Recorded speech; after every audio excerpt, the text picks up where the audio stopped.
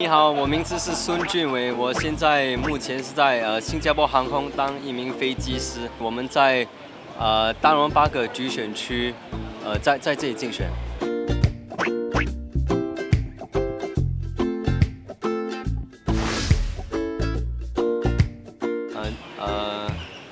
可能好了，我演睫毛了哈，因为我演睫毛，从我小的时候就比较长一点了，这样你看。可是因为现在我有一个2个月大女儿，对吗？所以我每天都好像睡不好了，所以现在那个眼袋，这个黑眼圈很惨。我的名是俊伟，我今年30岁，我之前呢做工是飞机啊。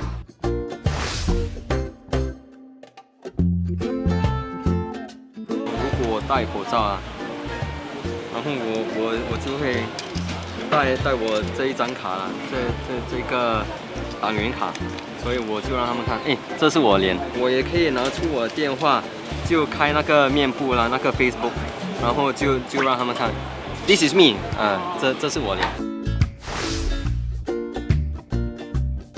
哦，我肯定很惨啊，我肯定是会宠坏他。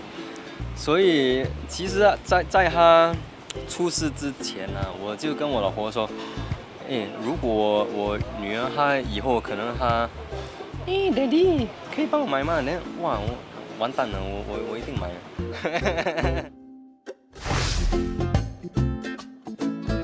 一个反应，他们直接说 ，Are you crazy？ 他们就以为我发疯了，你知道吗？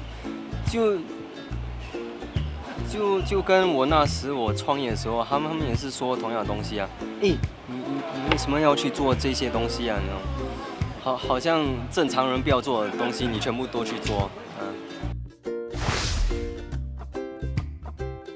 我希望我女儿她可以继承了这个社会。我真希望她是一个富有那个同情心还有同理心的一个社会啊。因为现在。我觉得有一些政策，他们可能就忽略到了有一部分的居民了。